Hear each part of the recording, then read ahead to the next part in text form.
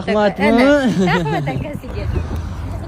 Qoraqalpog'istonlik omadli inson yutib olgandi mana shu uголокga va ularga uzoqlik qilar ekan. Pulini o'zini tashib bering deganlar, men yo'q dedim. Men uголок dedim, uголок hadya qilamadim. Mana lokatsiyaga keling dedim.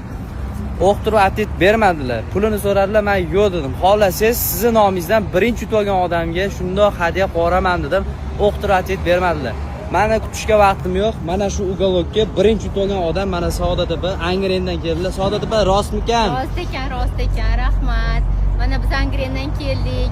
Hayit payti juda ham niyat qiluvdik. Olamiz deb ozgina pulimiz yetmayotdi. Lekin Allohdan mana eshitdilar. Yutib oldik. Rahmat sizga ham faxriyor ishlaringizga Xullas, yaxshi niyat qilish kerak. Hadeb negativ yozavermasin. Keyingi mebel qanaqa mebel bo'lsin, qanaqa mebelni shundoq qo'yib yuboraylik. Qaysi mebelni sizlarga shundoq hadya qo'raman kommentariyalarda yozinglar va xohlagan turdagi mebellarni narxlari kimga qiziq bo'lsa, mana shu raqamlarga qo'ng'iroq qilaverasizlar va Ahmedov mebelga obuna bo'linglar. Mana shunaqa mebellardan sizlarga ham nasib qolishi mumkin.